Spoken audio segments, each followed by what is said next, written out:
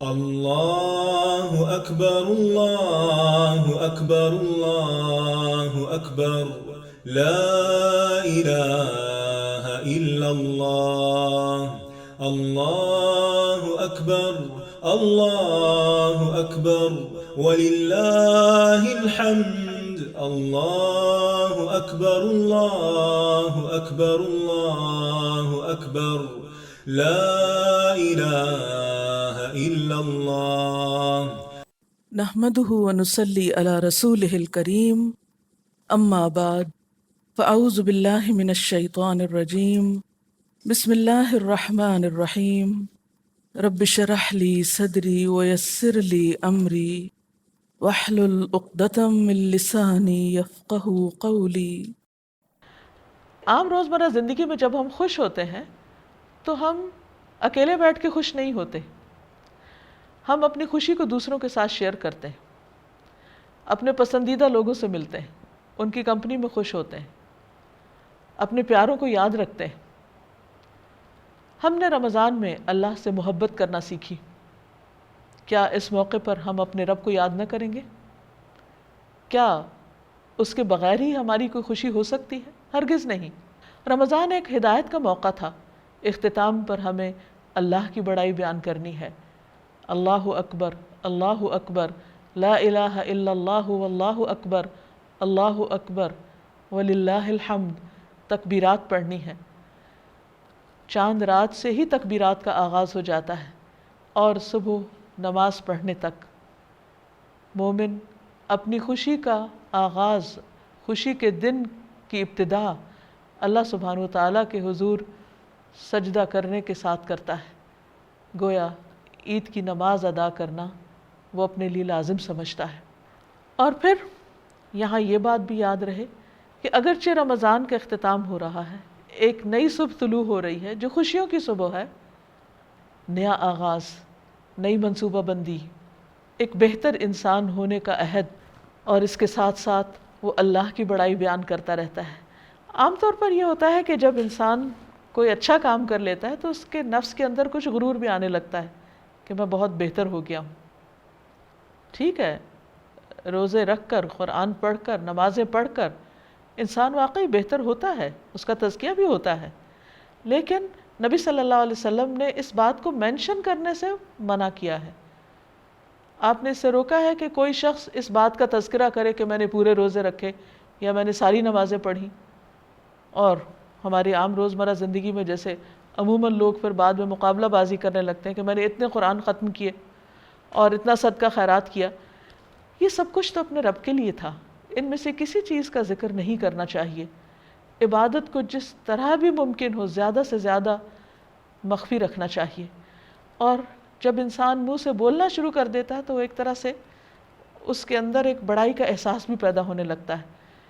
اس احساس کو ختم کرنے کے لیے بار بار تکبیرات دہرائی جاتی ہیں، اللہ اکبر کبیرہ والحمد للہ کثیرہ وسبحان اللہ بکرۃ واصیلا، اللہ بڑا ہے، بہت ہی بڑا، والحمد للہ کثیرہ، اور بہت کثرت کے ساتھ اللہ کی تعریف جس نے ان سب نیکیوں کی توفیق دی، اور وسبحان اللہ بکرۃ واصیلا، اللہ کی پاکیزگی بیان کرتے ہیں صبح بھی اور شام بھی۔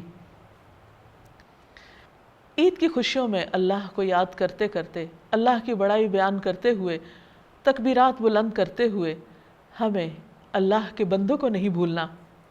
نماز عید پر جانے سے پہلے ہمیں صدقہ فطر بھی ادا کرنا ہے۔ صدقہ فطر کیا ہے؟ نبی صلی اللہ علیہ وسلم نے اس کے بارے میں فرمایا، یہ روزہ دار کے لیے پاکیزگی کا ذریعہ ہے، یعنی روزے کی حالت میں اگر اس سے کوئی کوتاہی ہو گئی ہے، کوئی کمی بیشی ہو گئی ہے، کوئی بھول چوک ہو گئی ہے، کہیں کوئی ایسی بات وہ کہہ بیٹھا ہے جو نہیں کہنی چاہیے، تو یہ ان تمام چیزوں کو درست کرنے والی ہے۔ اور دوسری طرف طعمۃ للمساکین، مسکینوں کا کھانا ہے۔ عید کی خوشیاں اسی وقت خوشیاں ہو سکتی ہیں جب سارے معاشرے کے اندر خوشیاں ہوں، جب ہر ایک کو کھانے کے لیے کچھ میسر ہو، کیونکہ عید صرف ان لوگوں کی نہیں جن کے پاس کھانے کو کچھ ہے۔ ہمارے دین نے ہمیں اس بات کا پابند کیا ہے کہ ہم ان کا بھی خیال رکھیں کہ جن کے پاس کھانے کو نہیں ہے ان کی بھی ضروریات پوری کریں۔ اسی لیے اس بات کو لازم کر دیا گیا کہ صدقہ فطر نماز عید سے پہلے ادا کیا جائے، کیونکہ اگر بعد میں ادا کیا گیا تو وہ ادا نہیں ہوگا، وہ عام صدقہ شمار ہوگا۔ پھر اسی طرح عید کے دن صاف ستھرا لباس پہننا، غسل کرنا، خوشبو لگانا، اچھے کپڑے پہننا، اللہ تعالیٰ کی نعمتوں کا اعتراف کرنا اور ان کا اظہار کرنا، یہ بھی پسندیدہ چیز ہے، نبی صلی اللہ علیہ وسلم کی سنت سے بھی ثابت ہے۔ پھر اسی طرح عیدگاہ جانے سے پہلے میٹھا کھانا بھی مسنون ہے، اور اس میں خاص طور پر کھجوریں کھانا، جو نبی صلی اللہ علیہ وسلم کا طریقہ تھا۔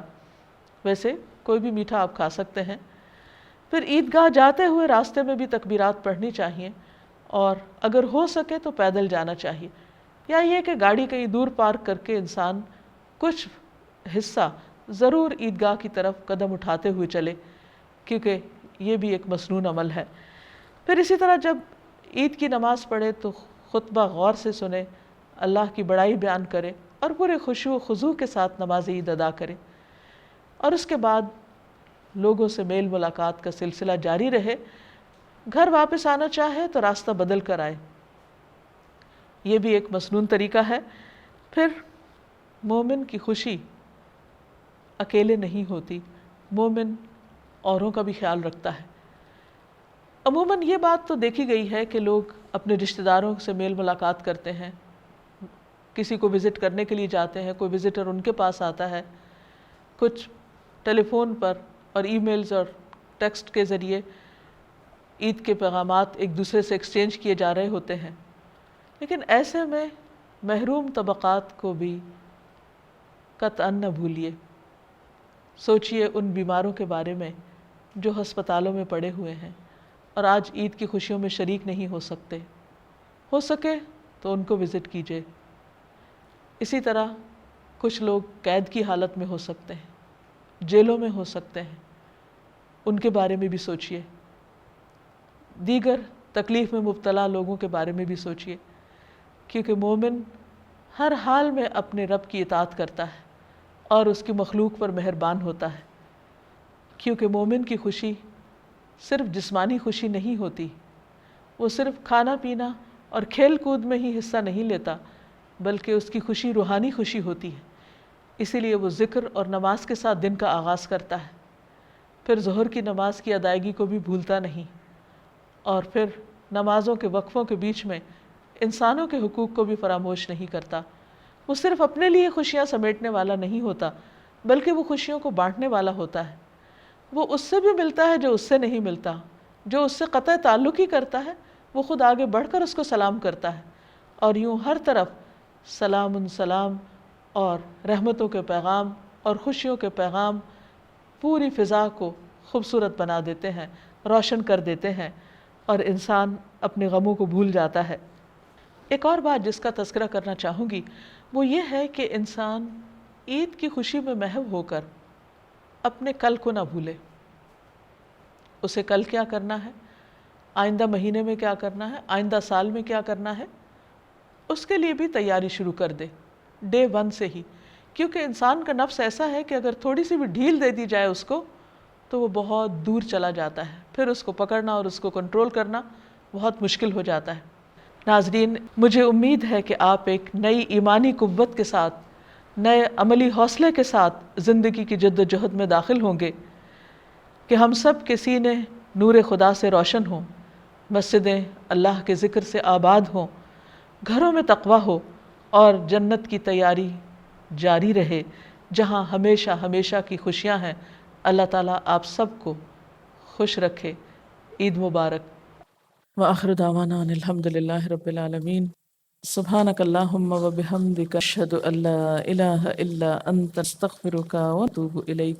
والسلام علیکم ورحمۃ اللہ وبرکاتہ۔ اللہ اکبر اللہ اکبر اللہ اکبر، لا الہ الا اللہ، اللہ اکبر اللہ اکبر وللہ الحمد، اللہ اکبر اللہ اکبر اللہ اکبر، لا الہ الا اللہ۔